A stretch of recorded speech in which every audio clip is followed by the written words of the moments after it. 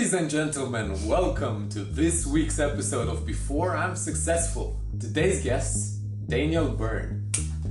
Daniel, you've got a very interesting and complex story, and I've written down a few things. From creating the Powerlifting Society here in Birmingham, to shaking hands with the devil, the steroid devil, from having a life-changing, I could say, experience with psychedelics, to making real-life sacrifices in order to follow your dreams. From starting a company I'm not sure I can talk about just yet, to creating viral YouTube videos, one of them getting over 2 million hits. But Daniel, one of the things that truly represents you is that you, my friend, are a storyteller. How did your passion for creating mesmerizing stories through the lens of a camera start? Wow, where do I start? So, I think it traces back. My family is very much a record everything family. From a young age, my parents recorded everything I did. I have so many memories that are immortalized, so to speak, in video form. So I can look back on them. And that really, up until very recently, or not even, a few years ago, I kind of realized that I really like that. I like being able to not only capture, but archive all of my memories, organize them, revisit them whenever I want to. And where story comes in is, you know they say with memories, you recall the last time you recalled the memory and not the actual event. One of the reasons why everyone has had such an easy and cool childhood that was amazing and there was no stresses, because we tend to look back at our childhood when we are aware of our current stresses, and it kind of over time reforms the memory of our childhood to one that was really easy and that one that was really joy-filled. But we were stressed back then, and we had anxieties, and we were bullied, or anything that happened. And it's interesting how memories form, and I find that storytelling is such a powerful tool to help create cool memories, not only for yourself but for everyone involved, but also to give your life just a much richer and deeper meaning. And I think it's super important. So what do you understand by storytelling? What is your opinion about it? What does it mean, actually? So, it's telling a story. So a story is something that has a start and an end and an arc. A set, like, in its simplest form. And a good story is one that keeps you engaged, the one that you want to know what happens at the end. It captures your interest, it hooks you all the way until the climax.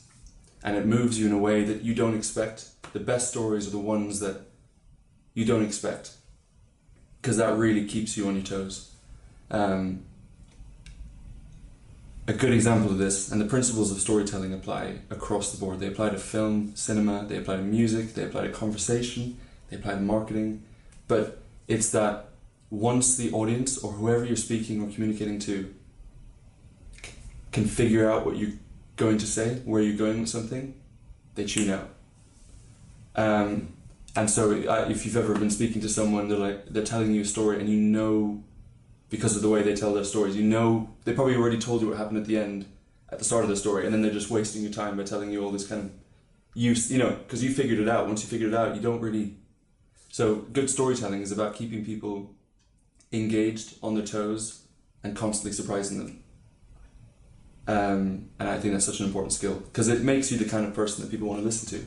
Emotion when you talk, you move them, you keep them on their toes. They don't know what you're going to say, but they're on the edge of their seat listening to what you have to say.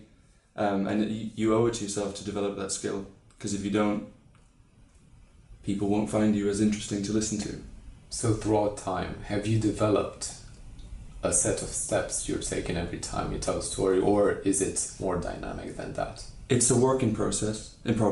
I'm by no means an expert storyteller, but it's, as a general rule of thumb, when I tell a story or a joke or anything, it's just I try to think of a way that would surprise someone. Like, that they would, just to shock someone, they would have no idea what I'm about to say in a joke or even just in a story. And I don't tell stories unless I've thought of a way to surprise, because there's nothing more boring than a shit story. There's just nothing. Like, a good example, Ricky Gervais just released a Netflix series called Afterlife, and in it says, have you ever heard someone tell you about their dream? And so there's nothing more boring than someone describing a dream to you. It's nonsensical, there's no real story or plot, it's just kind of literally nonsensical words hurled at you, and everyone who listens to someone else's dream is kind of like, you know, and it's basically, good storytelling is avoiding telling stories that you know people don't want to listen to, and being aware of when people are and aren't listening. I think it's more mastering that, understanding the audience and adapting to the audience. So I'm guessing that you've read a couple of books at least about the subject. What are those that you feel helped you the most in order to understand how to tell a story properly? So the best one, or before I even answer that question, like I said, the principles of storytelling apply across all forms of media. But cinema is the most studied form of storytelling that we have, and so what am I going to say? So the book that I recommend is called Story by Robert McKee. It's referred to as the Bible of storytelling by a lot of film essay writers on YouTube and things like that. And although it's specifically for film and cinema, it teaches you a lot of the foundational principles of storytelling, such as keeping people on the edge of their seat, making them work for the climax, you know, making them feel like they're... Another thing that's super important is knowing that audiences are actually very clever. When you watch a film, you think you're very clever when you watch a film. You think you're constantly trying to figure it out, you're constantly trying to, you know, and you genuinely have this intellectual sort of, not arrogance, but, you know, it's really about respecting the audience and respecting that they're a lot smarter than most people think. So it's all about appealing to the audience, and this book teaches that. And, you know, if you make a film, for example, and it just does not get a good reception in cinema or in front of an audience, it's pretty safe to say that it's not a very well told story, not a very well organized story. And the beauty of cinema is that you get that feedback. You know, you don't really get it socially from your friends or anything like that, because no one really listens to you in that way, you know, picking apart the quality of your stories. But it's really, I think it's really important to learn storytelling, even if it's in cinema, so that you can take all those principles and just apply them in life, conversation, business, music, if you're anything creative really, but just... So Story by Robert McKee, excellent book. There's another one, there's one about, I'll get it up on the screen, it's storytelling in comic books. And again, because the principles of storytelling are so kind of... storytelling in my head is still an abstraction, I can't fully articulate it yet. But it's the same with graphic novels and comics. It's what makes a reader want to keep flipping the pages till the end is something, you know, and what is that? It's a story it's a story well told, it keeps you guessing. Another important point of storytelling is that you're essentially telling the audience that life is like this. So however you are framing life, you're telling them that life is like this, and if they believe your story and they buy it, they get invested, it's because they also agree that, or they can get into that frame of mind that life is like this. So does that make sense? Mm-hmm. So in your opinion, can you convince someone through the way you're telling a story that what you're saying is actually true? As in, you said that you have to, the audience has to agree with you in order to get the story across properly. Yeah. Do they have to agree with the topic in general from the beginning, or can you use your power of storytelling to convince them afterwards. Yeah, you can. A good example, it's not very PC, but let's say there was... I love those. Let's say there was a film about a paedophile, a story about a paedophile, right? A story well told about a paedophile would be one that accurately portrayed, let's say, the life of someone who is burdened with the fact that they're not attracted to adults like everyone else around them, that they're attracted to children, and that they know it's wrong, and that it makes them want to kill themselves. And if you really told a story from their perspective in a way that you could get behind it, if it was well told, you could be like, fuck, that would be awful. Not if you were a paedophile that didn't act on your sexual urges, if it was just something that you had to do, like, that would be awful. And so you might not, like, most of us completely disagree with paedophilia. It's just like, put them in jail, fuck them, remove them from society. But if a story well told would be one that painted the story of someone who's just suffering their whole life with this. And so that's the power of storytelling, if that makes sense. Even if it's something you disagree with, it's being able to understand how that could happen and how in a different set of circumstances that could be you, and it's telling that story well. Mm-hmm. So I'm asking that question because it seems like you understand storytelling at least enough to create that YouTube video I talked about in the beginning, over 2 million hits. What was the thought process behind that, behind creating it? This was before I got into the sort of academia of storytelling. Mm-hmm. All of the books and stuff I've read. But it was basically, I'll put a link in the description. But it's a video about Arnold Schwarzenegger, bodybuilder, and Lou Ferrigno, bodybuilder. Lou Ferrigno played the Hulk in the 70s. They competed against each other in bodybuilding for years, and Lou always came second place. And no matter what he did, Arnold was a cheeky cunt, and he would always he used psychological warfare on Lou and put him down and whatever he did, but he always won and Lou always came second. And there wasn't a video about this on YouTube, but I found a really cool story, so I just organized all these clips I found, put a soundtrack behind it, because I wanted to tell that story. I wanted to show someone else. And then I made the video. And in the first year I got like 800 views, 1,000 views. People at university, if they saw that video, they probably thought like, ooh, Daniel makes like bodybuilding films. That's a bit weird. And then like 6 months after that, it just picked up. I think it blew up in India. Mm-hmm. And just genuinely, just overnight, 100k views, and then I think now it's at 2.5 million. I don't know why. So you said something really interesting. The fact that at university people looked at you as in, oh, Daniel's making this YouTube video stuff. But before that, you in the first year, you did something quite interesting, right? You created a Facebook page. Can you talk about that and how that changed you? Yeah. Throughout that year. Yeah, absolutely. So why did you start it? Okay. How did it change you? Okay. So I know I want to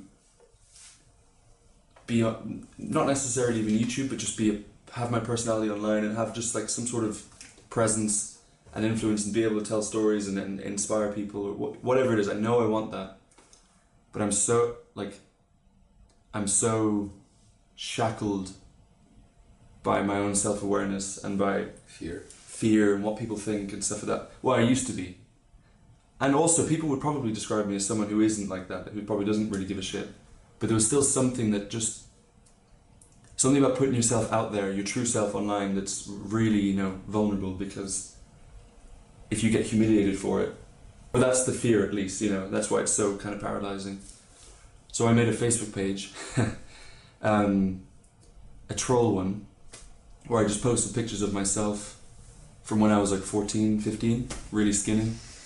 But with really ballsy, out there captions, telling my audience like, fuck you, if you think I'm small, whatever it is, all these big grandiose paragraphs, very kind of, I don't even know how to explain it. All my friends knew that I was just joking. It's kind of creative writing, but it was shocking enough that the first post I made got like, it reached like 80,000 people overnight. I remember I made the first post in bed, just like fuck it, and I woke up, 80,000 likes, 80,000 reach, sorry, not 80,000 likes, like 1,000 comments, 200 likes, and there's so much hate. There's so much hate. Everyone was like, this fucking kid looks like ugly, or whatever the hate was, and I was just like, oh, this is kind of addictive. So I made like another post, and the same thing, but then like people at my university, or people at the university here, they liked it on Facebook. They'd come up to me, they'd be like, fucking hell, like I can do that, fair play, like kind of respect in a way. And the whole project was a personal project to get used to putting yourself out there. It was quite an extreme page, so the hate I got was quite extreme. And it wasn't that bad, and it was still me, even though it was younger. It was still pictures of me, and yeah, it wasn't that bad. And having people come up from university telling me that, like, made me realize that everyone is fucking scared of what people think. Everyone is scared to put their true self out there for fear of being mocked. And so it was quite empowering to feel like I'd overcome that, and I feel like it helped me really overcome putting myself out there. No one gives a shit. Everyone's so concerned about their own bubble, fear. Yeah, their own fear. They don't even notice. The spotlight effect. You heard of that? Mm-hmm. It's a good one. Yeah, it's a good one. So, is this something you tend to do throughout your life? Yeah. Is in what other examples are there? What other insane things you've done? In what sense? For instance, what you did with your Facebook page, right? Other things like that helped you burst that bubble of yours. Because that one, the Facebook page was an impressive one. Yeah. So, posting pictures of yourself naked, topless, with captions the way you did, not a lot of people are able to do that. No. It's like, why? Yeah. Why? It's crazy. Yeah, not a lot of people could do it. Why? Like, I did it. It didn't change my life at all. It didn't change my life at all. People were just like, huh, that's pretty ballsy. And it really made me realize the spotlight effect, like I was saying. Everyone is the center of their own universe and is the main character of their own show. TV show, whatever. And everyone is so concerned about their own flaws, about their own insecurities, like, if you've ever heard people laughing behind you, you immediately your head goes to like, they're laughing at this insecurity I have, or that, and everyone's always just thinking about them and their own world. They don't really care what you do. They actually don't. Like, if you vlog in public, I've done this, you just walk around with a camera and talk to it, you think that everyone's looking and judging at you, but if you've ever seen someone do that, like, you just go, huh, what's that guy doing? And then you forget about him 5 seconds later. And that's how everyone kind of sees it. That's how I think the world works. It's realizing that you can do anything, that no one really cares. And people respect you if you're ballsy. Mm-hmm. People respect you if you just do something that not many people can do, and it's empowering. And it's empowering across the board. It trickles down into your business confidence, into your, interpersonal confidence, into your spiritual, like, all of these areas. When you do things that scare you or that people would be scared of, you feel like you're this super being that, I don't know, it's hard to explain. But I think you get the idea, right? Right. So after you've created that page, you ran it for about a year, right? A year, yeah. Yeah, and after that you've created an Instagram page called Danielism, or during that period. How did the Danielism come to? Danielism, that's my Instagram, fitness Instagram. That was basically, fitness is a big part of my life. And it used to be huge, because I was a skinny kid growing up. Very skinny. At 18 years old, I was like 56 kilos. Yeah, twink. No, and yeah, I started going to the gym when I was 18. I was studying engineering at the time. And then I realized I did not want to do engineering. It just wasn't for me. I wasn't an engineer by personality, and I didn't want to work for 50 hours a week. I just knew I didn't want to do engineering. So I went and did maths. And around this time I started going to the gym because I felt like I didn't really have much purpose. Didn't have much purpose in my life. And so started going to the gym. I was like, time to turn my life around. I haven't stopped since. So that was 18 and 25 now. And so yeah, did maths for 2 years. Again, realized I didn't want to do it. Sports science was my third degree. I finished it here. But yeah, so with that realization, I was like, yeah, I'll make fitness my career, and I'll make money from my physique, and I'll be like, finally I'll have this, I don't know, I'll be recognized for my physique, or I'll be recognized for my fitness accomplishments that I never used to have.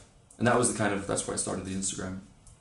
And I built it, I think I started it in 2014, but I haven't really posted on it in 2 years.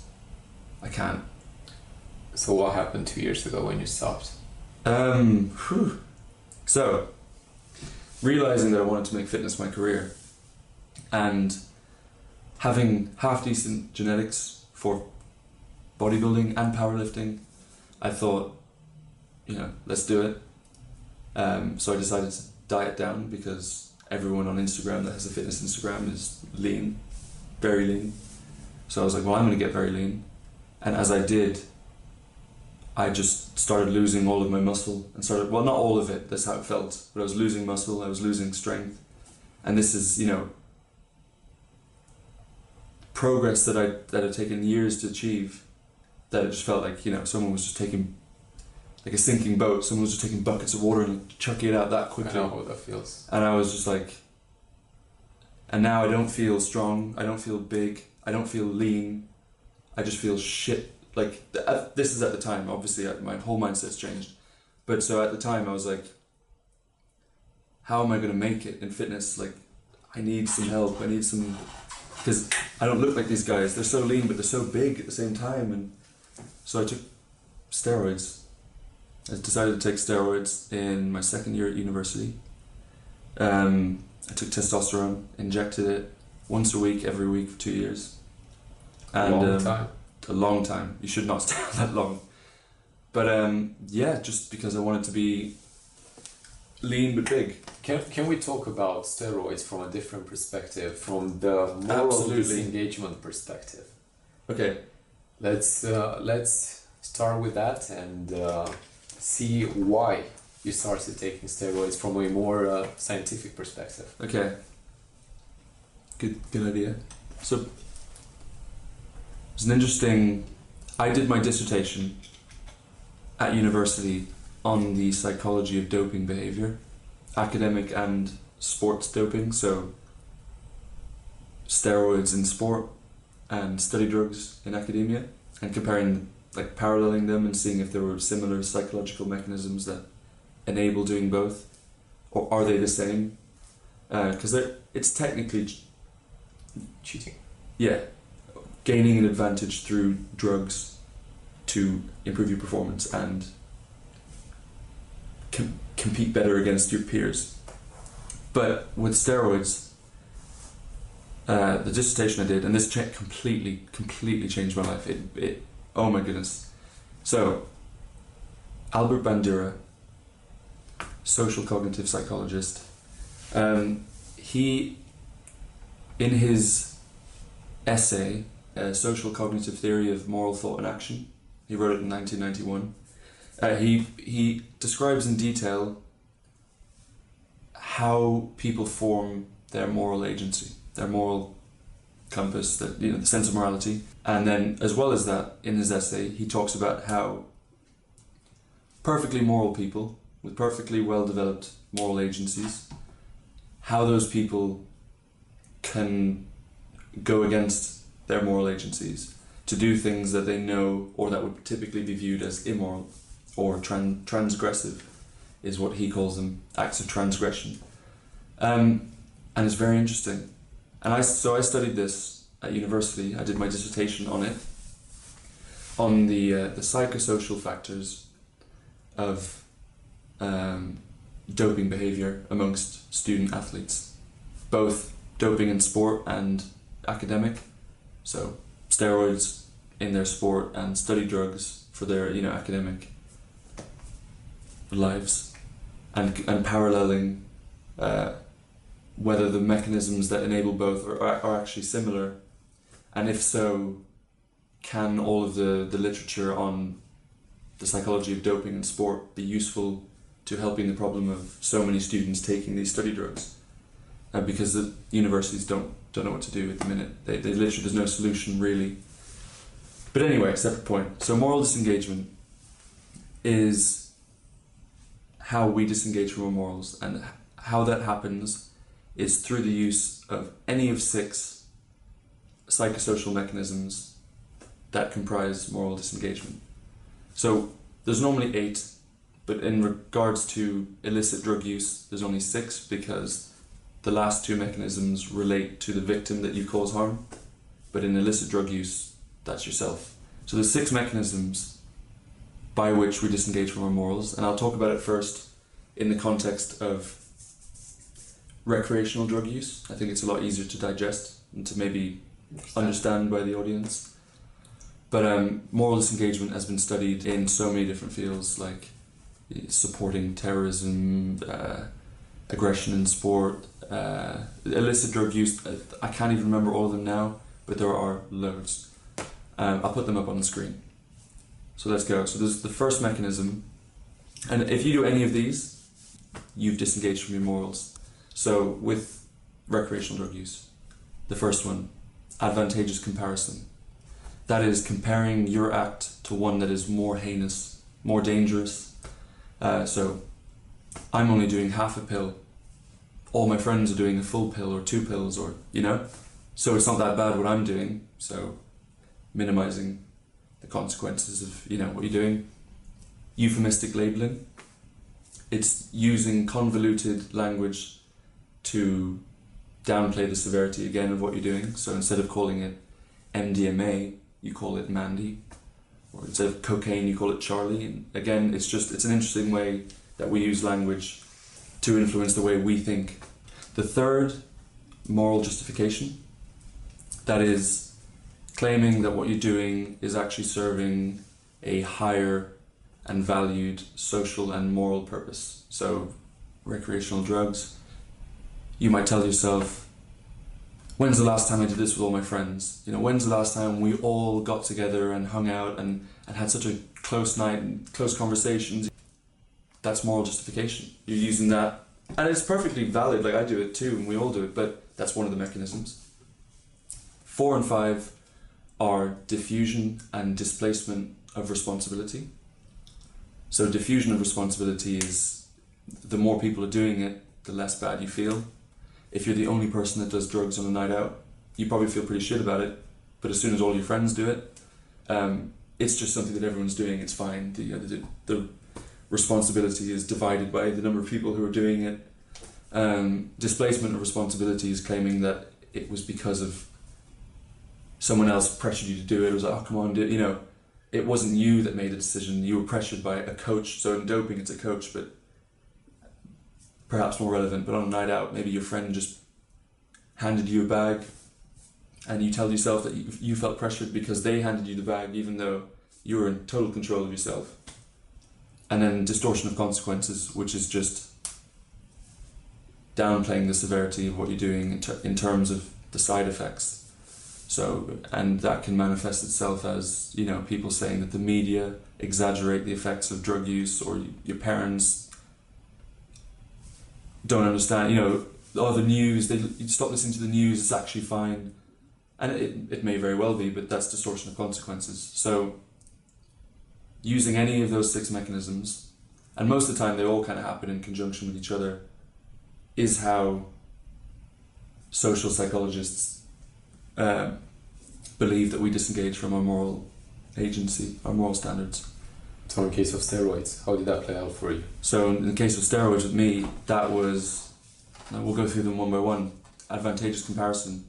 I'm only doing 250 milligrams of testosterone. All these other bodybuilders are doing 2 grams, they're doing 3 grams, you know. That's fucked. I'm only doing this much.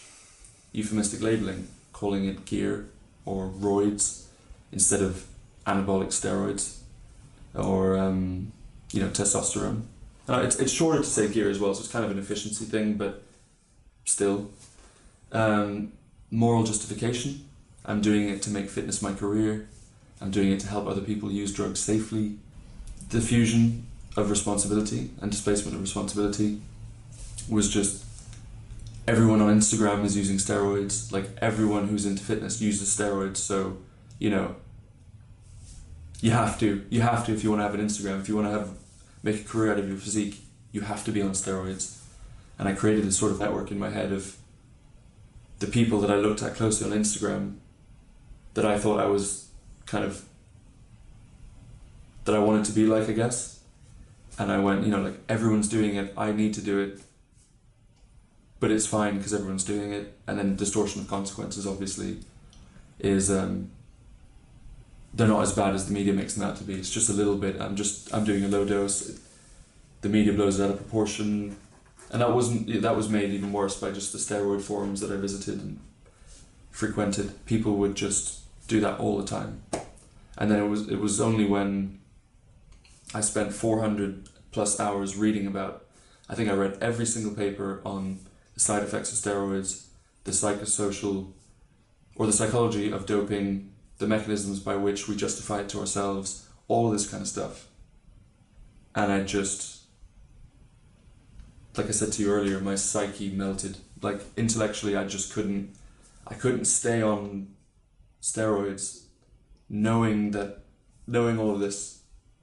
There was no way. Like I knew that anything that came out of my mouth would be one of the 6 psychosocial mechanisms, you know, a form of moral disengagement.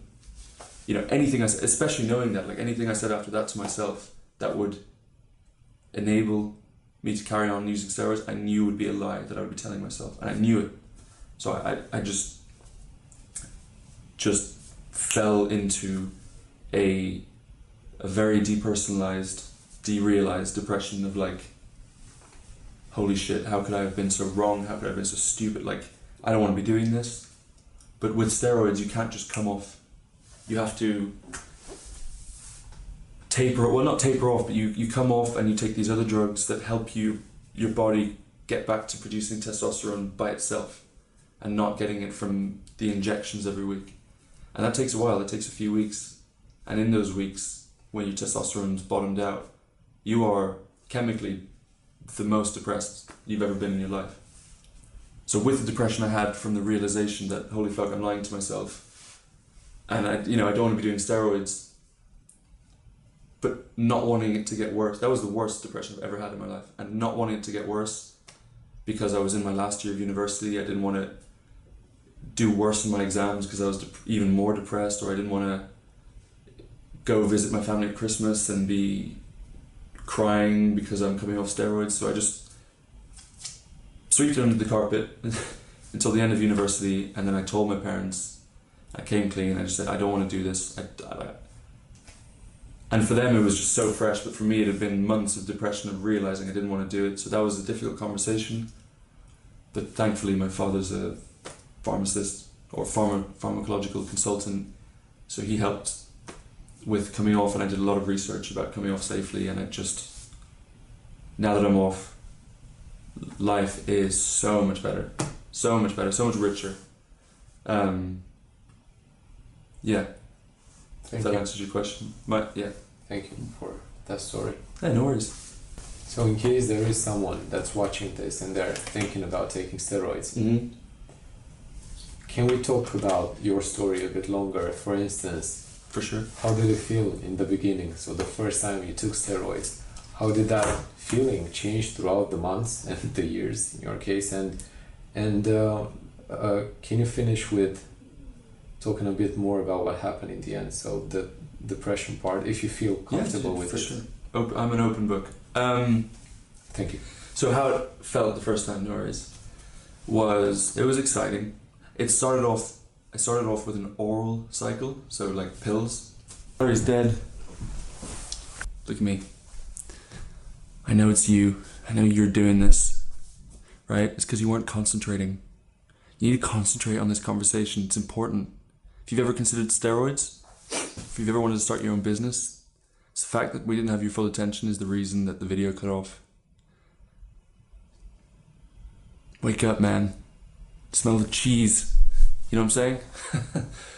Flavius is just peeing right now, so I'm just doing this little bit. I'm quite funny. It's a personality trait that I own. And I'm okay with it. I'm funny. I'm out there. You never know what I'm going to do next, you know what I'm saying? I'm sorry. So what it felt like first time, I started with oral steroids, and for the first 2-3 weeks you take them, you think you've bought something fake, because it takes a while for it to be in your system and to get something out of it. It takes like typically 2-3 weeks. So in those 2-3 weeks, nothing really happens. So the first time you ever take steroids, you might as well be taking an aspirin. But anyway, so what I took was Anavar, it was called, and gradually, my strength started going up. I'd been cutting, so I took it because I was losing all the muscle, and my strength started going up, getting a little bit bigger, getting a good pump in the gym, felt great. And then my sex drive deleted itself, like... It was gone. Completely gone. I had a girlfriend at the time as well, which was kind of like... For someone that doesn't understand, like, how could she understand what I was doing to myself? At the point... You didn't even understand. I didn't fully, I thought I did, but I didn't fully understand. It's just like, oh, my boyfriend is just not into me at all. And so that was tough. And it's just tough as a man, just not having a sex drive, that you just feel like less of a man, I guess. Men are supposed to always be ready for sex and always be, even though that's ridiculous, but it hurts you, it hurts your masculinity. And so I read about it, and it's because that if you take orals, the way steroids work is that when you introduce testosterone, it's called exogenously, so from the outside, you signal to your body to stop producing it endogenously, so inside. So your body stops producing your natural testosterone because it's like, okay, we're getting enough from this source, let's stop that process. And so, but with orals, your testosterone, I don't know how to explain it, you can shut yourself down. So what's really recommended is that you do injectables alongside, so that you don't have this testosterone crash and your testosterone levels are kept high, and you get the benefits from orals. So that was a natural transition into injectables for me, because I lost my sex drive. I didn't feel that great. I felt like low test, even though I was on steroids. So I bought testosterone.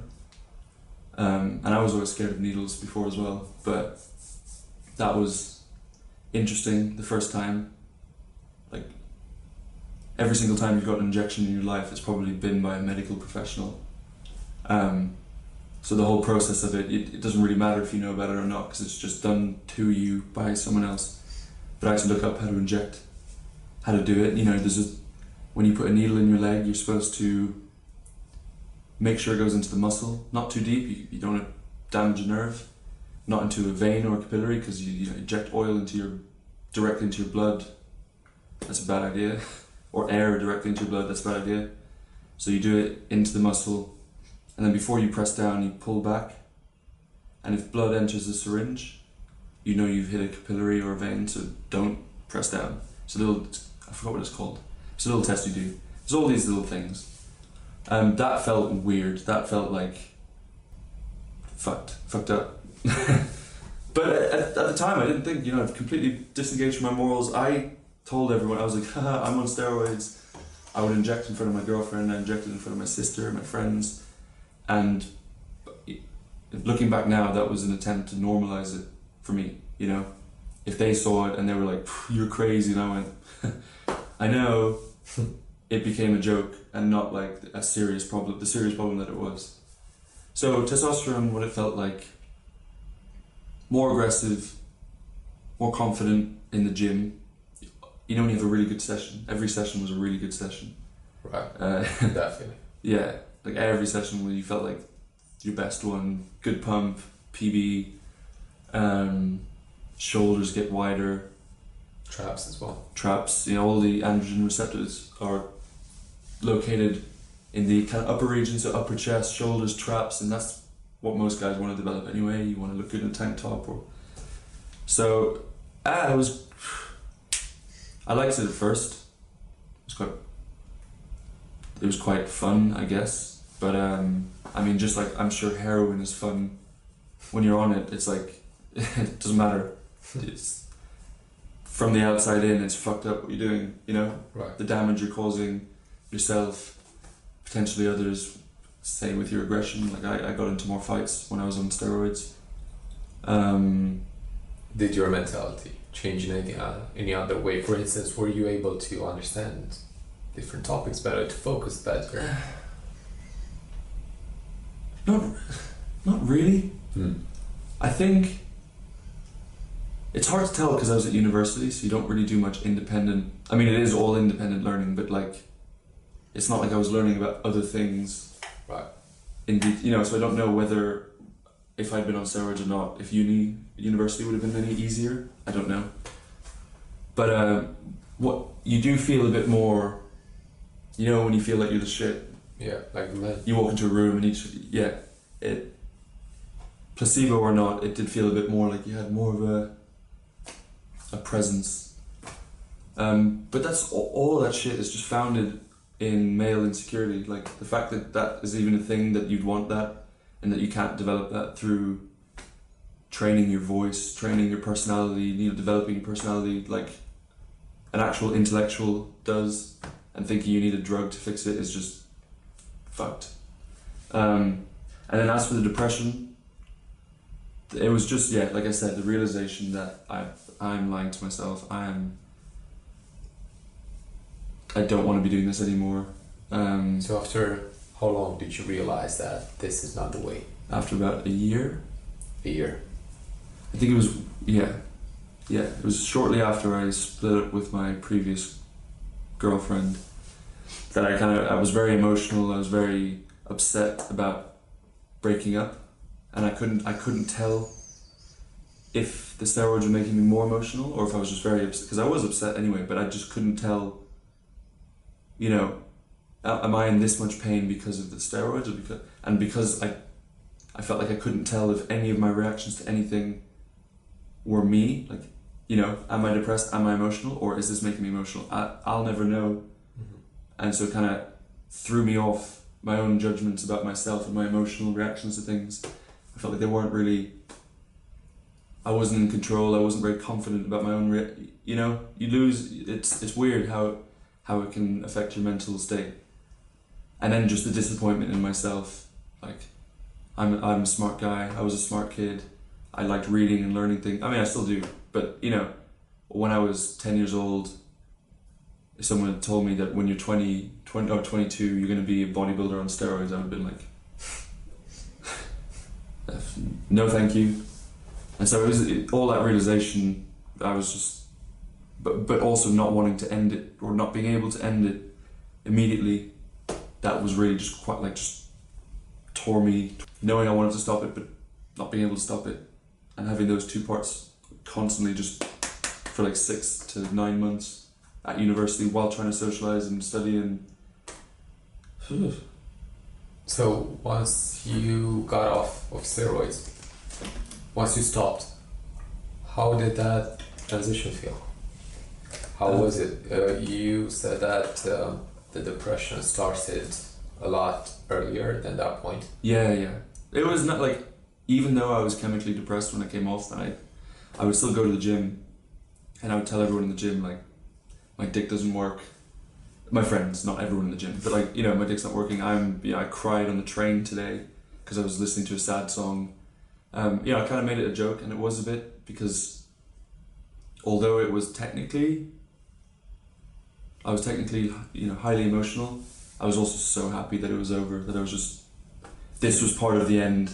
You've been wanting to do that for such a long time. Oh my God. It's like, I don't want to be that person. That isn't me. That isn't, I don't want people to point at me and go like, that's the gym guy. I want people to point at me and go like, that guy's the founder of his company, or he's he's really funny, or he's really interesting, or he's really not, or he's really creative. Not he's a gym rat. Yeah. Didn't want that.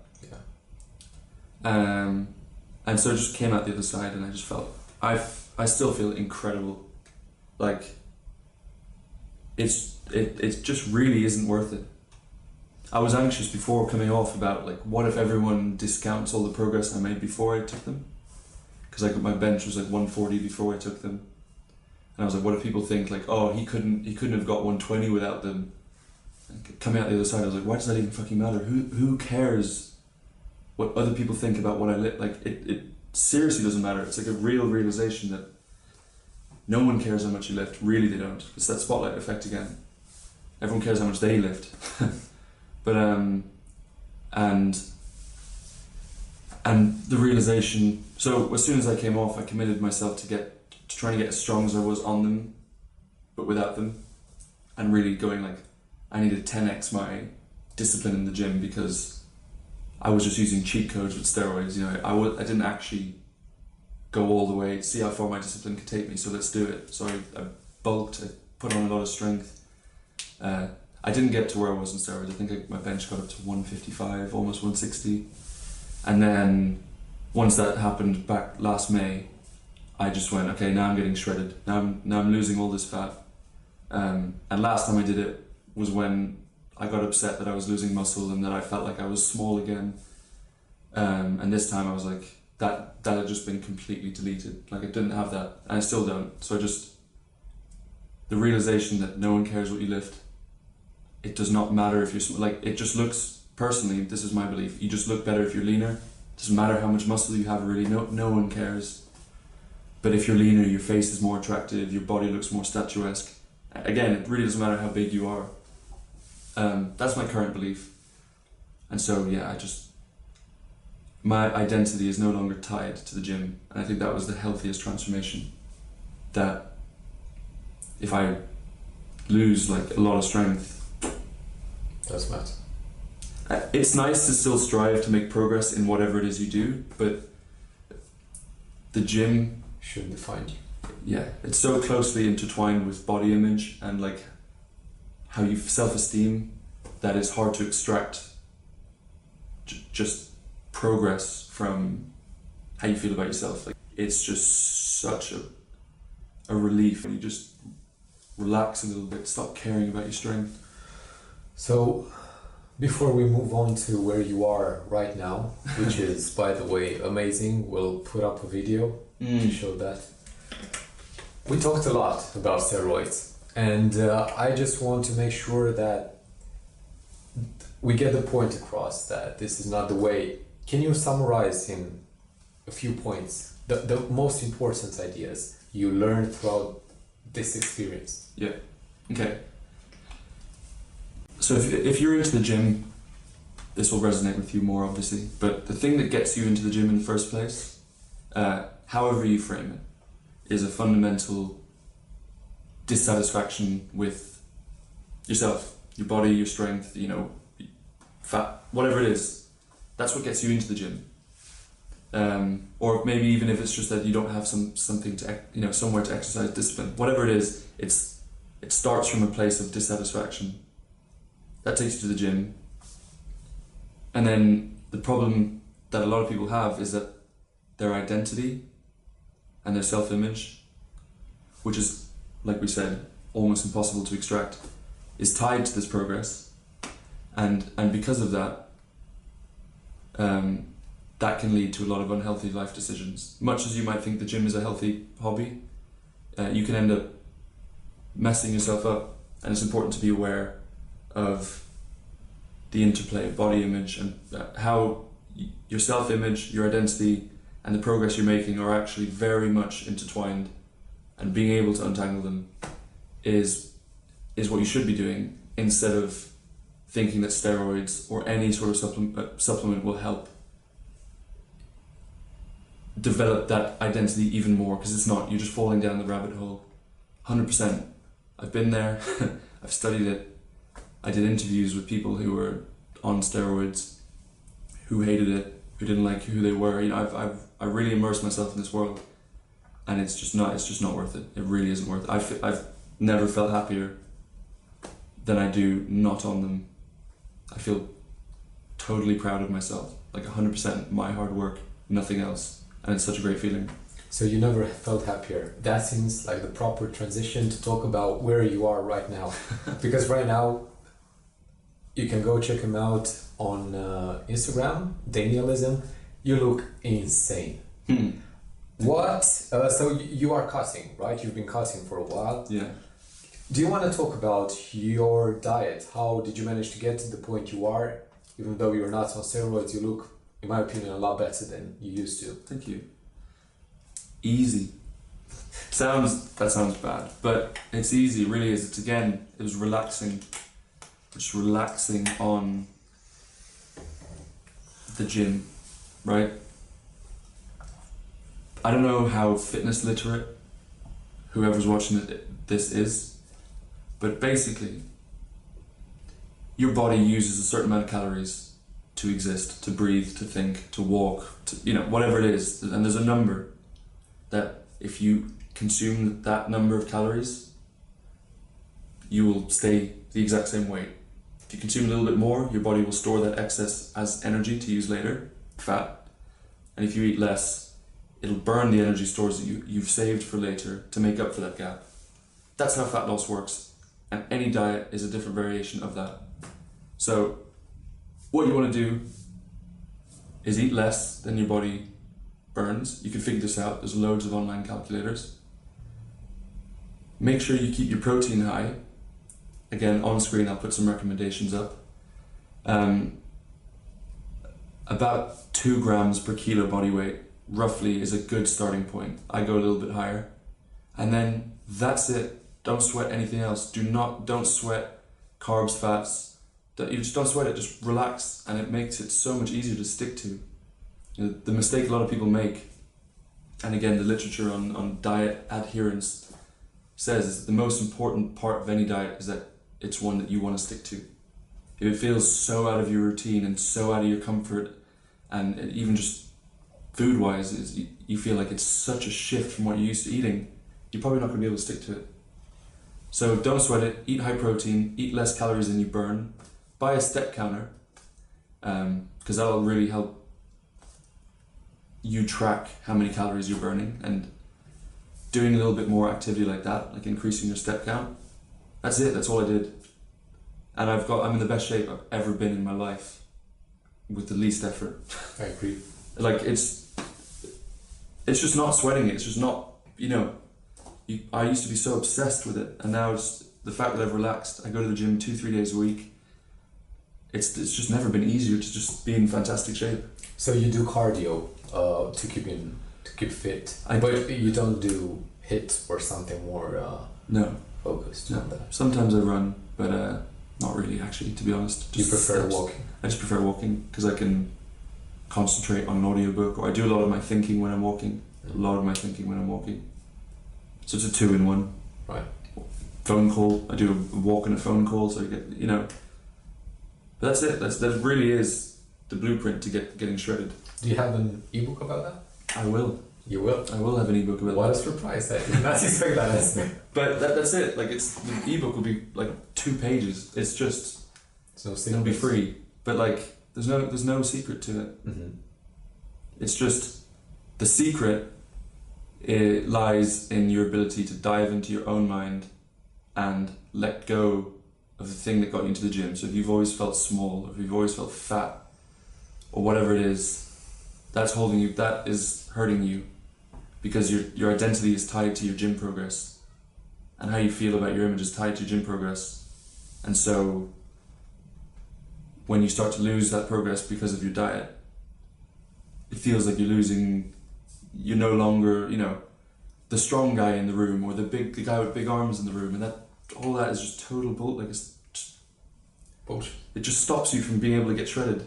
Yeah. Without drugs, because you just can't, and you feel like you're having to choose. You get in the way of yourself. You get in the way of yourself. Exactly. So, do you take any supplements? Whey protein, yes. Not that often, but yeah, I make a smoothie just to help get that high protein, because eating too much meat is just gets a bit sickening after a while, or just trying to get it from. It's just so much easier to get half your daily protein in a big shake. Yeah. I do intermittent fasting as well. That's actually important. So, why is that? Why did you choose to go with intermittent fasting? Just again, dietary adherence. For me, I like eating until I'm full. So I don't believe in eating tiny little meals spread out throughout the day. I much prefer not eating until a certain time, because you don't get hungry. You might in the first few days, but after that you don't get hungry, and it's very manageable. And then just eat. You know, if you're on 2,000 calories, that's quite low for you. But if you eat that in the space of 6 hours, that's a lot of food. It doesn't feel like you're changing your diet habits. It just feels like you forgot to eat in the morning. Mm-hmm. You know, it doesn't feel like some sort of diet where you're carrying around Tupperware with broccoli and celery. You know, fuck that. You actually enjoy what you're eating. Yeah. You can do that even when you're dieting. Yeah. As long as I hit my protein, whatever else adds up to the calories I need to eat, if it's a bag of sweets, like, doesn't matter. Really doesn't matter. Right. Again, that's not to say that this is the most efficient way to do it. For me, it's the easiest way for me to stick to it. Because for some reason, I was never able to stick to a diet before this one. Mm-hmm. So a while back, you started working on a new company. It's about a nootropic stack. Can you explain to the audience, of course, what that is, and talk about your company in general? So this is my startup. Okay, it's pretty cool, huh? It's an effervescent tablet like Barocca, inspired by my dissertation that I did on cognitive enhancement and performance enhancement, and a lot of the nutrition stuff I did on my course. I was inspired, to come up with an alternative to study drugs. Well, not an alternative. So it's a nootropic. Nootropics are drugs designed to increase our cognitive faculties, whether that be ability to be productive, or to be happy, or to be not anxious, whatever it is, it's just to kind of augment the mind through supplementation. So I'm big into that. But in all of the nootropic forums on Reddit, there's like 170,000 members. All of the posts that are pinned at the top talking about the recommended beginner stack and the recommended nootropic stack that's been shown to work, and we also did this in my course, with really no side effects. Like, there's only 2 ingredients: there's caffeine and there's theanine, and together the 2 work very well to increase attention, your ability to concentrate. So this is something that's well studied. Well studied. And most interestingly, theanine is found in green tea, right, in much lower doses, but it works to reverse a lot of caffeine's ill effects. So anxiety, increased blood pressure, things like that. It takes it away, the jitters, and increases caffeine's cognitive enhancing effects. So together, they work synergistically, very nicely together. And I wanted to put it into an effervescent tablet, and I decided to do that as soon as I graduated, really. And then I haven't looked back since. That's what I'm doing. And we're launching in July. We're launching this July, so I'm very excited. So where can we buy this from? Online, Amazon initially. That's what I'm going to be doing. I'm going to be testing sales online, and having someone take care of the fulfillment of the orders and all that kind of stuff, so that I can, because I'm a one-man army at the minute. It's just me. So, and that will free me up to do all the marketing and creative side of things and the business development and stuff. So, yeah, that's it. So when are you going to launch it? In a few months? Yeah. July. I'm so excited. I'm so excited. And when it came to creating the product, yeah, you spent a lot of time on creating this label as well, right? Yeah. Did you use what you know about storytelling in order to create it? Because it looks extremely well done. Thank you. And you created it yourself, right? Well, I won't take credit for it. I ran a design competition on a website called 99 Designs. Right. for the logo and for the packaging. And so what that website is basically you put up a project brief. So I was like, design a nootropic effervescent label, and then loads of designers submit their designs, and you pick a winner, and the winner gets the money.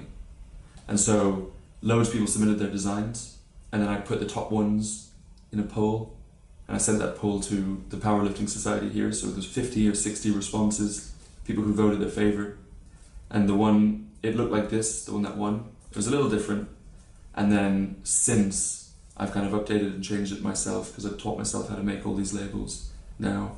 But that's how the label was done, because I've had experience with designers before, and being kind of a designer myself, I know that sometimes they just don't get the vision that you have, and it's such a waste of time and money if they don't get it. Absolutely. So if you open a competition up to 60 people, you know, one person might think like you do or have just their creative vision for your idea is most closely aligned to yours, and it's a great way of kind of mitigating that problem where you just don't like what the designer's made and you're just kind of stuck with a brand that you truthfully don't really like the look of.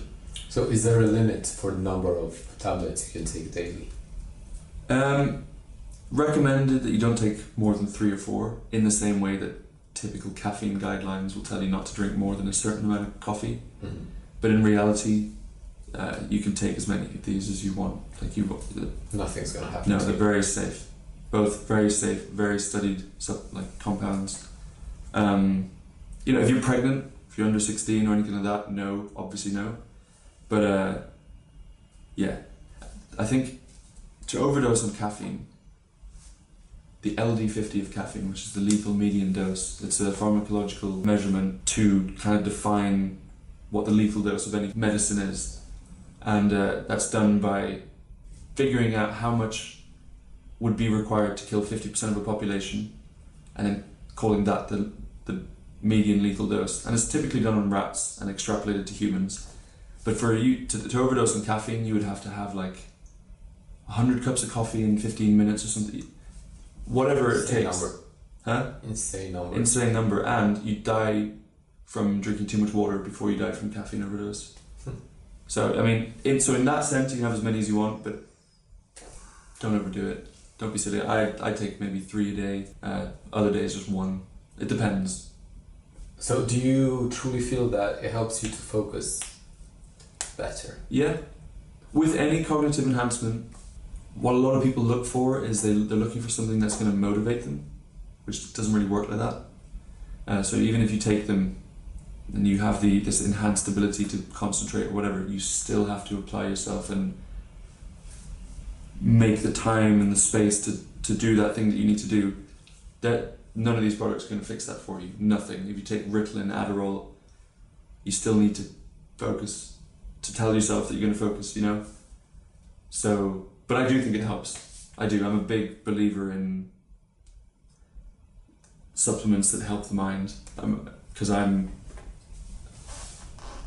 very passionate about the mind, my own mind, and I want to protect it and I want to enhance it and I want to, you know, so anything that helps really excites me, and why not make a business out of it? Are there any other nootropic stacks you are taking? No. So this is the one you found to work the best? It's the one I found to work the best, easiest. It's not like, it's legal. It's the most kind of evidence behind it. And also it's the first one. If this is successful, then maybe we'll make some other ones, you know, cater to other people's nootropic preferences. But for the moment, I'm just starting with caffeine and theanine because it's a safe bet. Great reviews. And it works. That's it. Where can people follow you to make sure that they manage to get their hands on the first batch, on the first release? So I would pre-order on the website. The website's going to be up hopefully when this interview is up. I'm building that at the minute. But yeah, pre-order on that. The first 5,000 orders of these. So what I'm going to do is I'm going to make it an experience. I want, as well as my other competitive edges, I want part of the brand experience to be one that feels really cool and special. Kind of like Apple. So if you're one of the first 5,000 people to buy this, you're going to get a custom box. You're going to get a hand-signed letter saying thank you for being one of the first customers. You get a couple of other perks just because I really want to thank the people who, again, if this takes off, will have made my dream a reality. You know, there's so much thanks. It's that whole thing about storytelling and audience. Like, without audience, you don't have anything. You don't have a good story. You don't have a good product if you don't have people that are consuming it. So I'm really thankful for anyone who pre-orders. Mm-hmm. This is going to be a funny transition, but you mentioned Apple. Is there anyone from those people that have managed to get to a higher level, to a level maybe you aspire to get to? Is there anyone you follow? Is there anyone you wish to be like? Is there anyone that inspires you? Do you have a mentor in that sense? Not really. I'm very inspired by my cousin. I won't name him because I don't think he wants to be named. But he has a YouTube channel and he has a lot of subscribers, 2-point-something million. He makes history animation videos. You should tell him to name Before I'm Successful, to the shadows. Yeah, and he's a super creative guy. I've seen his videos, they are insane. But even just knowing him personally, he's really is a creative genius. And I remember him from such a young age just taking such a specific interest in things that other people didn't notice, and animating when he was like 10 years old, building his own websites when he was 10 years old. Musically, he's very gifted. He studied film, won a lot of awards. You know, he's just very, and the people that I idolize most are creatives. That's something that I value a lot. Just developing, honing, lifelong your creative craft I think is the most important thing in the world. Like, indescribably so. So yeah, so if anyone, probably my cousin. That's interesting because most people say Elon Musk, or I know other people like Elon Musk. Yeah. It's refreshing to hear that you do not idolize these people. I want to be my own version of that level of success, but not theirs. Mm-hmm. Do you have a morning routine or a daily routine that helps you get to that level you want to be at? Yes. What are those? My morning routine is, so I try as best I can, and as we all know, sometimes you just have shit days. But yeah, I have a morning routine. I wake up at about 6:30, 7 on a good day. The first thing I do, shower, coffee, and read for 2 hours, 2 or 3 hours, if I can. And I will read about my interests, like my specific interests. So currently I'm reading a book it's a sociology textbook on how social media is kind of warping the fabric of our lives and how we socialize. And I just find that very interesting. But I spend because they say the first hours of your day you should do the most important thing in your day then. For me, the most important thing is learning, like, hands down. Above all else, because you can outsource everything. You can't outsource learning.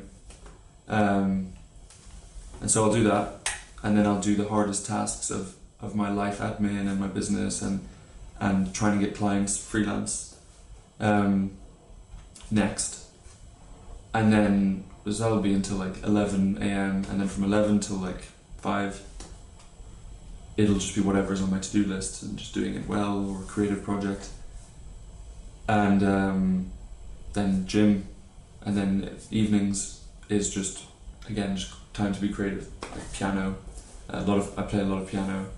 But yeah, really, like, I try to make as much time as I can to hone my creative craft. Mm-hmm. Because not enough people do that, and not enough people. Like, creative discipline is huge. Not enough people put in the time to really master their craft, and so I think that's so important. So in the beginning we talked about the books relating to storytelling. Yeah. Are there any other books about other topics, for instance, personal development, that have shaped the way you think right now?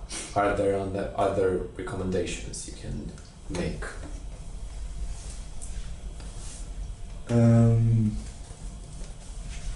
So,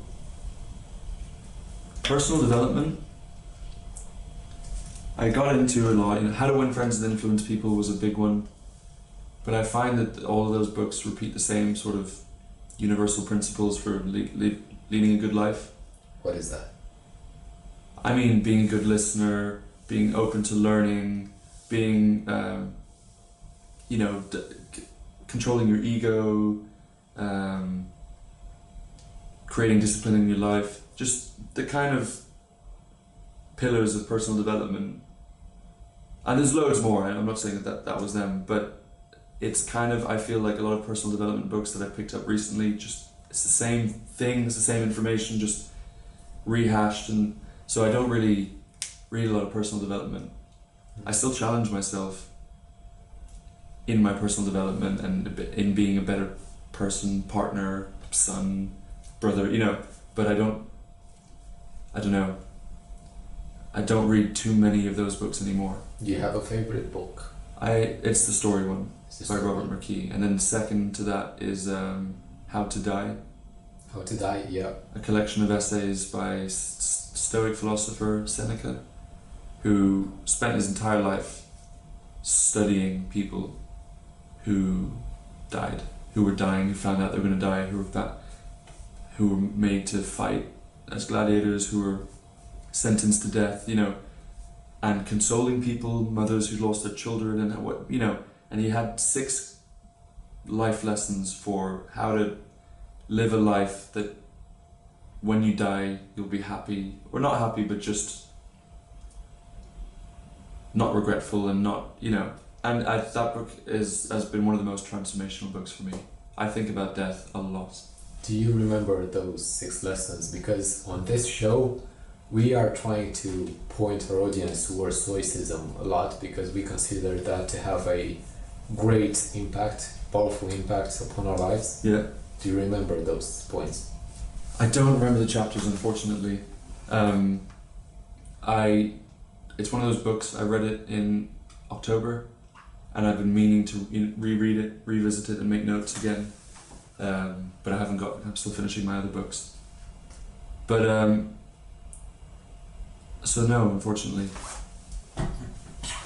But I can still speak about how it's transformed my life. Yeah, absolutely. It's just and this is something that a lot of entrepreneurs think about, death and time, and how time is finite, and it's the most valuable resource we have. Absolutely. And that everything will end, and everyone we love will die, and so will we, and that's just the natural course of life.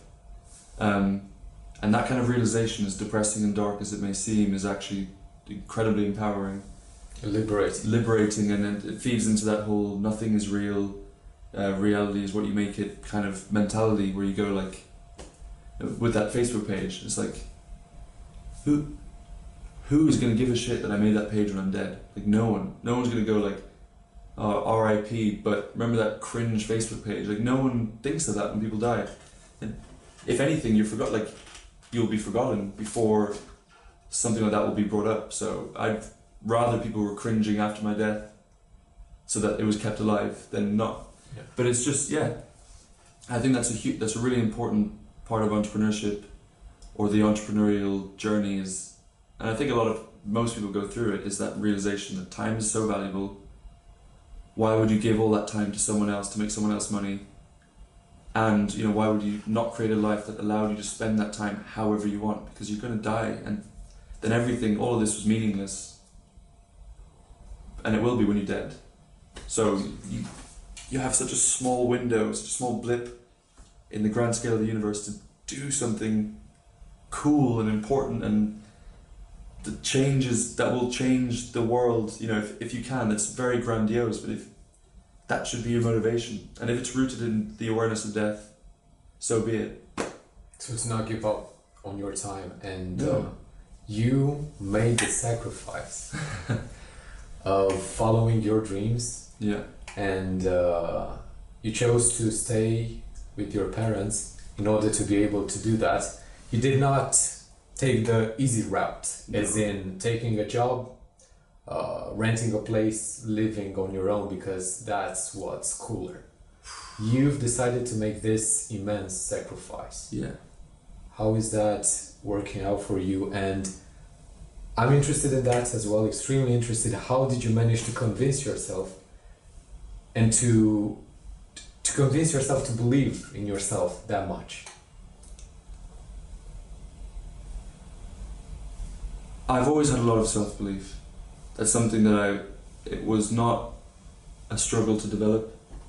I think from a very early age, like almost to the point of delusional self-belief, I've been told, but you know, I know it's going to get me where I want to be.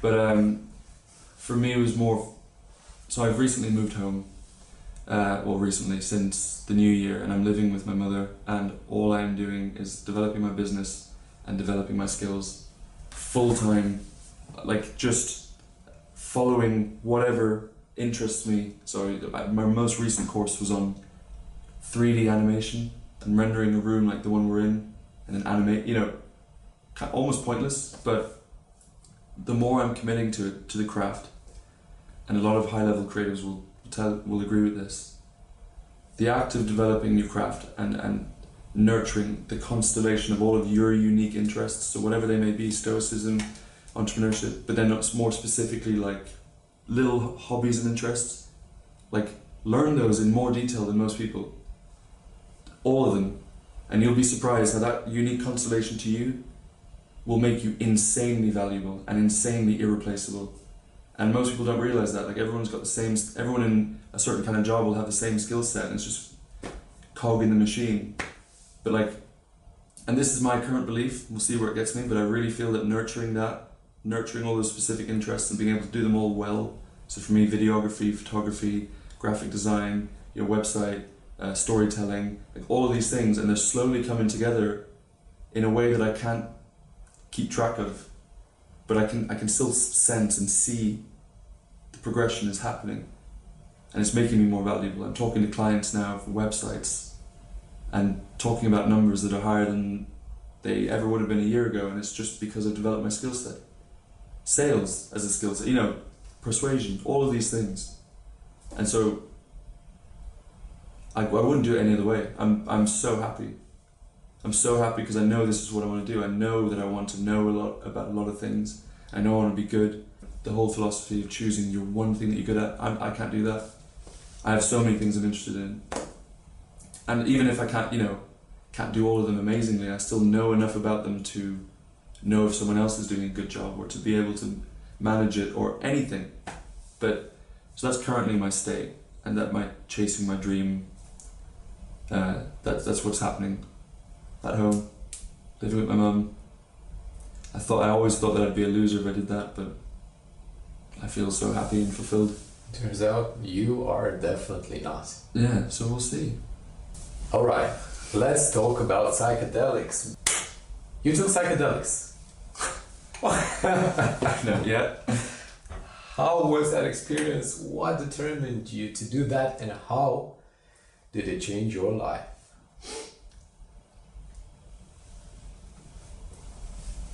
Psychedelics are so interesting. They are. And I am so drawn to them. I'm so drawn to psychedelics. It's crazy. Their therapeutic benefits, their spiritual benefit, just perceptual, like how it affects you as a creative and your creative vision. So psychedelics, what motivates me to do them, or motivated me to do them? So how many times did you do them? It depends what psychedelic you're talking about. You told me a while ago about a story. The first time you did psychedelics, you said that it changed your life. Yeah. Can you talk about that whole experience, because it's something extremely interesting and everybody is interested in that right now. I think everyone is interested in psychedelics. There's a big movement at the minute. There's part of, if whoever's watching this now, you probably think like this too, that the whole, wait a minute, there are no rules, I can actually make it, or people can make it if they do it by themselves without following the rules. Rules they don't really exist. I don't know, they're put in place to maybe keep order and things like that, but and that nothing's real, and that psychedelics really help nurture that perspective and reinforce it. And I have a personal interest in them because I like to challenge my reality. That's my motivation for taking them. And I find personally, my personal experience with psychedelics has been very helpful. It's been very enriching for my life. So the story I told you about, I was in Amsterdam with my friends and we bought truffles, so magic mushrooms basically. And it's not the first time I've done them. The first time I did them, similar experience, but this one's fresher. And so I don't know if it's because I think I have OCD and the way my mind works is very overthinky. So when I take psychedelics, I have a very, initially anyway, and my friends who've seen me on them will confirm that I have an initially very anxious reaction, like I'm losing control and I want to stay in control of my mind, and it's like, what do all these things that are, these weird thoughts that are coming into my head mean? Because I analyze every single thought I have to exhaustion, so when all these new ones flood my mind, it's overwhelming. And so the last time I took them, I recall the real pivotal moment when I was on them. I was in my hotel room with my friend, and it was almost kind of like it felt like just chaos in my head, and I realized, and I have this every time with psychedelics, that like fighting that is the worst thing you can do. So there's a certain exercise, the exercise of submitting to the experience and to kind of allowing these thoughts to come in and just exist in your head for a while and not fighting it, is the only way to kind of have a nice experience. If you spend the whole time fighting it, you're just going to spend the whole time uncomfortable. So it's okay, what are these thoughts? What is really causing me all this turmoil? And it would be things like, why do I care about certain parts of my appearance so much? Like not the actual insecurities themselves, but it's like, why do they bother me so much? And and I would look at myself for ages and I was like, why, like, what is wrong with me? Why do these bother me so much? Why am I fundamentally unhappy with where I am in life right now? Like I am, or back then, I was like, I am fundamentally unhappy with, I was coming off steroids, I didn't know what I wanted to do, and all these kind of questions. I wrote down so many different things. There was a list of just different parts of me things that I've been sweeping under the carpet of my consciousness for too long, and they all came to the surface and I had to confront them. And in doing so, it was just such a oddly, esoterically sort of liberating and cathartic experience. It was fantastic. I came out of it I could not believe what had just happened to me. And what I always do with psychedelics, when I take them, I don't take them all the time, is I write down every single thought that was uncomfortable, every single thought process, because I want to keep all of that insight, take it out of the psychedelic realm and introduce it into my sober world and learn from it and challenge myself. And some of the things I'd be like, that didn't even make sense, like that was just psychedelic garbage. But some of it was like, yeah, I really do. Why do I get so jealous? Like, why am I a jealous person when I'm jealous, That's a huge one, and people don't admit that about themselves because it's that part of your consciousness that you don't, only your good side. But there's all these kind of things that psychedelics really help you challenge about yourself, and in challenging them and in kind of conquering your own ego, that just helps you in every other area of your life. Relationship, arguing, you know, the ultimate aim of dissolving the ego is, you know, you don't argue to be right. You argue, you know, that's why a lot of us argue, it's to be right, and so the other person knows, you know, gets what we're trying to say, but we don't try to get what they're trying to say. You know, it's always standoffish, or in getting on with other people in business or anything. When the ego gets in the way, it really prevents us from making good deals, making good friendships, like all these kind of, you know, so it's part of the process of the ultimate, like, uber personally developed human being you can be, I think. And so that's why I'm hugely into psychedelics. So you did them once. You came out of that. A couple times. Okay, so the first time you came out of that with a list of things you wanted to change, right? Yeah. How do you think doing psychedelics relates to moral disengagement? Why do you keep doing them? Why do you do it multiple times if the first time gave you that list? Did you manage to check off everything on that list? Yeah, well, or work on them. Yeah. I suppose that a lot of the mechanisms of moral disengagement with psychedelics, particularly moral justification, like, I take them because it opens my mind and philosophically, yeah. So what do you think it should be done in this case?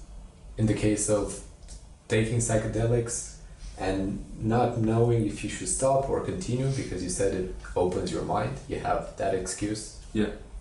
What should be done about that? Should you continue do it? So, I understand the question now. I don't have a concrete answer to that. I do psychedelics when my life gets to a point where I feel totally lost.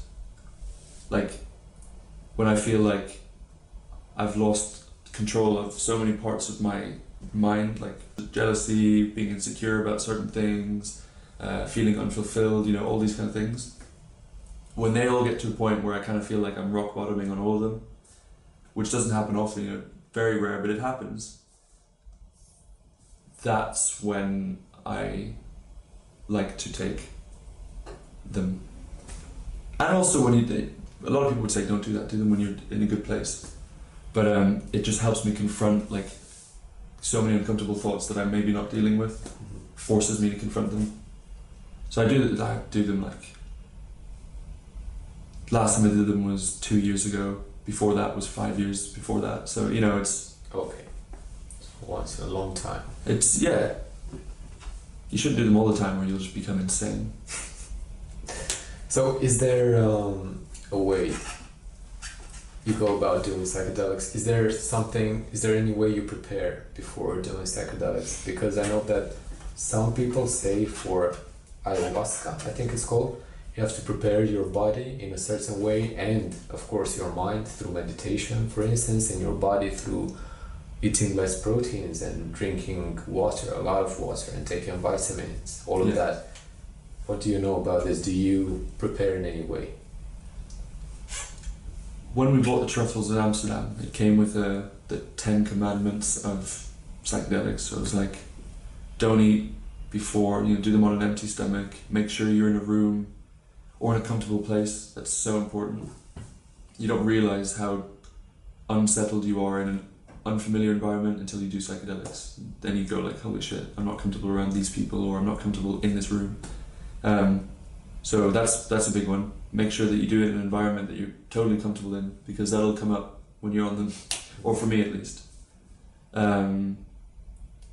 It depends on the psychedelic. It depends on if you're just smoking weed, like... It's not. It's not, well, I believe marijuana can be, there's different levels of psychedelic experience, I think 1 to 5, and weed can be all of them, just depending on how much you smoke. If you really smash it and have you can have like a really truly like kaleidoscopic psychedelic experience, but for the most part most people don't really smoke enough to do that. But yeah, it depends on the psychedelic. The higher up you go, I think as you go up to ayahuasca, DMT, all those ones, the preparation and the before the drug is super important. And I've never done those, so I can't really speak about them. I don't really have a good answer to that.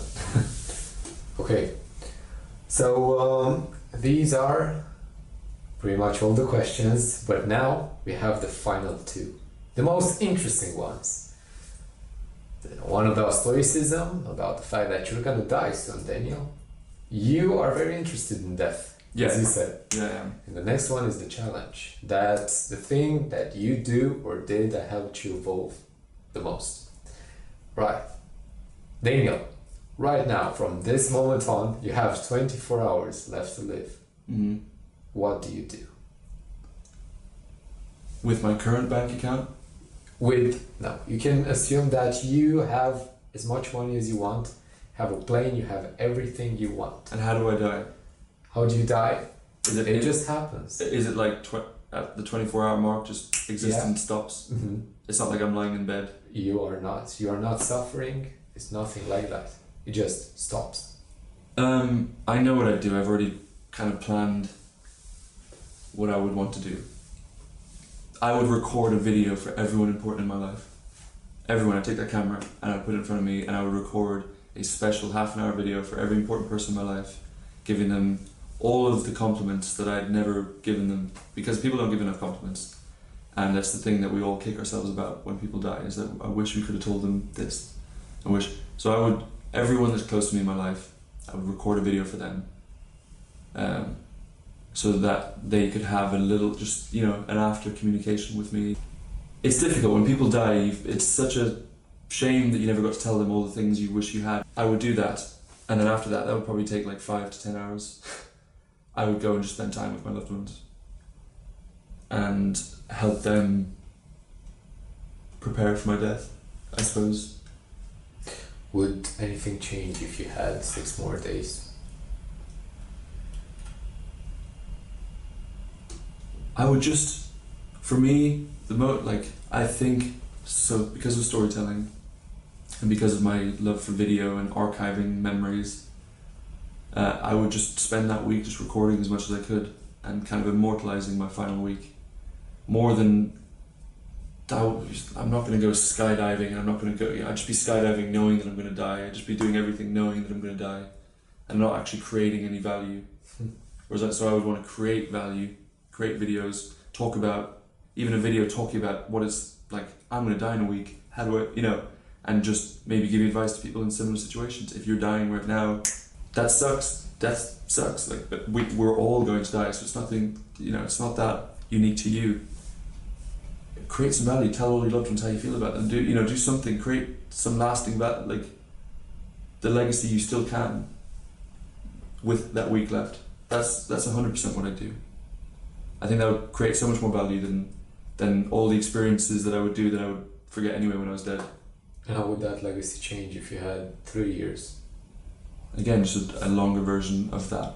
Doing that. I really believe in creating value and helping people, enriching as many lives as I can, and helping as many people as I can. I really, really like helping people. So with 3 years, I'd be like, okay, how can I scale my desire to help people to a point, and how can I just create the most lasting value? And if it is, if I had 3 years to live and I knew I had exactly 3 years to live, I would create a series 3 years to live, and and it would just, you could really do something cool with it. Yeah. Probably more than you could if you were just going to die normally. So yeah, but it would be all about creating value, because that's what all I want to do. You want to be able to leave that legacy behind you. Yeah, I want to impact the world as much as I can, and hopefully for as long as I can. They say you die twice. Once when you draw your last breath, and the second time is when the last person ever says your name. And it's making the time between those two things as long as you can. Mm-hmm. That's what I want to do. Right, thank you. No worries. And now to the final question, the final topic, the challenge. What did you do, something that changed your life? Okay. This is a challenge for everyone? For everyone. For me as well. Especially for me. An actionable 1 week challenge. Yeah. Maybe even something we can do daily in order to improve our lives, or once a week. So, I'm a firm believer in writing things down makes them more real. It's more impactful. So, first of all, grab a pen and paper. I'll wait. Seriously. It's fucking ridiculous. He's not getting his... Just grab... Anyway, so, with a pen and paper, write down, first of all, that you're going to die, and that you want to do something with your life before you die, because you know you do. You know you do. Secondly, write down a list of all of your interests, everything that interests you. Be like, oh, I've always liked to be good at photography. I'd always, you know, whatever those things that you've always wanted to kind of know more about that you've never got around to, write them all down on a list. Order them by, you know, rank order them by preference and by kind of priority. And then for a week, commit to learning one of those in a lot of detail. There's courses for everything online. There's online courses, Udemy, Skillshare, all these kind of things. Just do one course. If it's a 4-hour course, it's not actually that long. It's a long, you know, because we compare it to YouTube videos, but a 4-hour course, follow it along in that one of the areas of the things you listed down. And at the end of the week, see how you feel, because you will feel amazing. You'll feel like it's no longer the imagination you have of yourself where you're going to be the super successful person one day. It's going to happen. How? Like, something needs to actually, you need to commit to a craft or multiple. So make that list. Maybe do it before and after, you know, if it depends what it is. It really depends what it is and what your interests are, and there really isn't a right answer here. But try to produce something at the end of that course, something to show for it, and just soak in how good you feel about yourself for committing to learning to that, because you will. And other than that, the last thing is, for a whole week, do not check your phone in the morning. Don't check your phone until 3 hours after you wake up, like at all. If you have a partner, or if you have family, or if you have friends that need you, tell them the night before, or just make it known that this is what you're going to do. Or, to be honest, most people don't give a shit if you don't reply till 10 a.m. But just don't check your phone first thing in the morning. Don't give away the first bit of attention and wakefulness you have in the day to everyone else's needs for you and demands of you. Like, don't do it. Don't do it yourself. Respect yourself. Don't check your phone in the morning. Do that stuff. So I do a lot of my learning in the morning. And then after 10, just live your life like you would. And just see how your life changes. And if it does. Because it will. I put money on it. Me as well. I'm a risk taker. Definitely. Yeah. Daniel, thank you so much for taking the time. It's been great. And guys, if you enjoyed this interview, if you enjoyed listening to Daniel's story, hit the subscribe button, like, comment, follow us on social media, Instagram. Follow Daniel on social media. He has a YouTube channel as well. He's got Instagram, he's got everything. Plus, don't forget about this amazing thing. Yeah. It's gonna help you focus better. Yeah. This is what Daniel promises. Well, yeah, I do. And thank you for watching. See you next time.